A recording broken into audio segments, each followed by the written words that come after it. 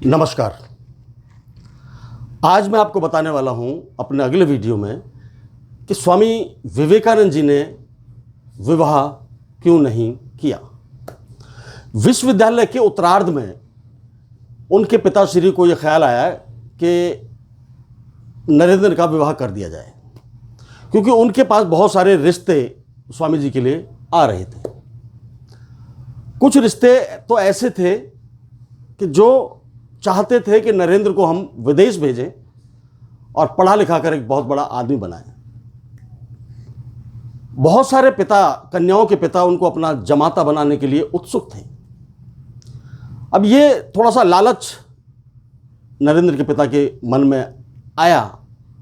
उस लालच ने थोड़ी सी उत्सुकता उनके मन में बढ़ाई और ये बात स्वामी जी के सामने रखी, नरेंद्र के सामने रखी। वो जैसे ही उन्होंने ये बात को सुना, वो एकदम विद्रोह कर उठे, गुस्सा कि आप मुझे कहां ले जा रहे हैं, कौन सी दिशा में आप लेकर जा रहे हैं मुझे।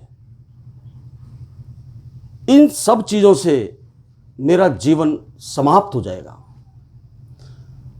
मुझे ये सांसारिक बंधन नहीं चाहिए।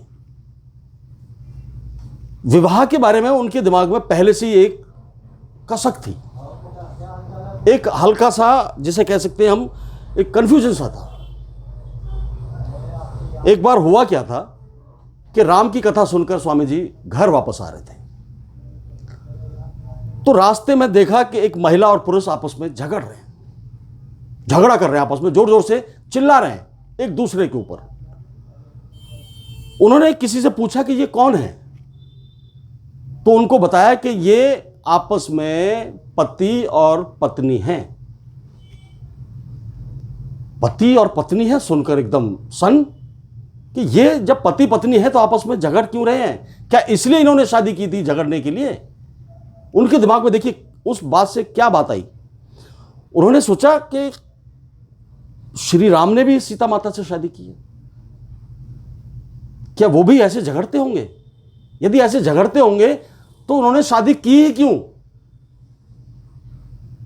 इस बात से गुस्सा होकर स्वामी जी ने अपने घर के मंदिर से राम जी की मूर्ति को उठाकर दूसरी जगह पर रख दिया था। तो ये बचपन से उनके दिमाग में कुछ ना कुछ इस तरह की चीजें चलती थी।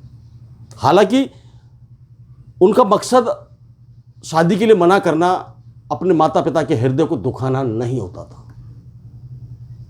जब इसके बारे में गहराई से वो सोचते थे तो उनके मन में, मस्तिष्क में एक हलचल, एक द्वंद्व होता था, कंट्रोल नहीं कर पाते थे। जब वो सोने के लिए अपने कमरे में जाते थे और जब इस चीज के बारे में सोचते थे तो दो बातें उनके सामने निकल कर आती थी। एक बात थी शादीशुदा जीवन,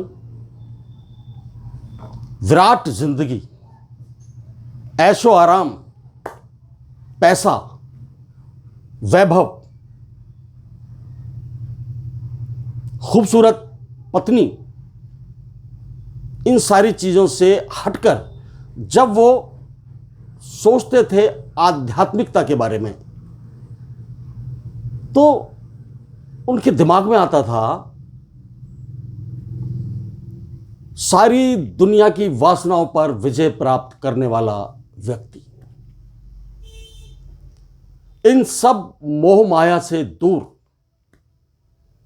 वन और जंगलों में रहकर आसमान की तरफ निहारने वाला व्यक्ति, सब मोह माया छोड़कर अकेला जीवन जीने वाला व्यक्ति, सारी चीजों पर विजय प्राप्त करने वाला व्यक्ति, जिसने अपने जीने का जरिया यानी भोजन का दायित्व भी नियति को दे रखा हो, प्रकृति को दे रखा हो, वो इन चीजों में भला कैसे जा सकता था। ये सारी द्वंद्व उनके दिमाग में चलते रहते थे। अचानक एक दिन हुआ क्या कि जब वो कला स्नातक की डिग्री उन्होंने प्राप्त की ही थी जब वो दोस्तों के साथ थोड़ा खेल रहे थे, कूद रहे थे, खुशियां मना रहे थे, तो एक दोस्त उनके पास आया और नरेंद्र जी को दूर से इशारा किया और अपने पास बुलाया और कहा कि नरेंद्र, आपके पिताजी का देहांत हो गया। अब ये बात सुनकर नरेंद्र सुन्न हो गए। इस सदमा उनको बर्दाश्त नहीं हो रहा था। वो घर गए, घर पर उछल कूद, रोना पीटना, मातम, उस चीज को देखकर वो बहुत बहुत परेशान हुए। उसके बाद जो जीवन उनका शुरू हुआ,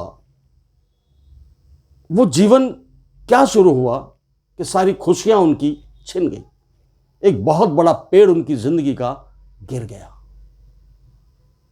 पिताश्री की मृत्यु के बाद उनके घर में दुख ही दुख, दुख ही दुख।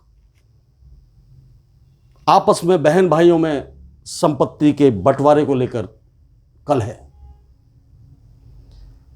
घर का खर्च चलाने के लिए कलह, कर्ज उतारने के लिए कलह। वो इन कलहों से घिर गए। वो टूट चुके थे, परेशान हो चुके थे और इन सारी चीजों से दूर हटकर अपना जीवन जीना चाहते थे। अब तो उन्होंने पूरी तरह से ये निश्चय कर लिया था कि विवाह के बंधन में मुझे बंधना ही नहीं है और सारी जिंदगी आध्यात्मिकता की जिंदगी जीनी है। आध्यात्मिक बनकर मुझे रहना है और देश और दुनिया को यह संदेश देना है कि मेरा हिंदुस्तान सबसे प्यारा है। ये चीजें सोचकर वो आध्यात्मिकता के क्षेत्र में चले गए। आध्यात्मिकता उनके ऊपर इतनी हावी हो गई थी कि उन्होंने इसके चलते अपने जीवन में कोई खुशी नहीं देखी। यहां आकर उनका जीवन इस पथ पर चला कि देश के लिए कुछ करना है, अपने धर्म का नाम मुझे विदेशों में लेकर जाना है, अपने देश का नाम मुझे विदेशों में लेकर जाना है, देश के लिए बड़े बड़े मुझे काम करने हैं। सामाजिक बंधनों से दूर स्वामी जी आध्यात्मिकता की तरफ बढ़ गए और चल दिए अपने पथ पर। अगले वीडियो में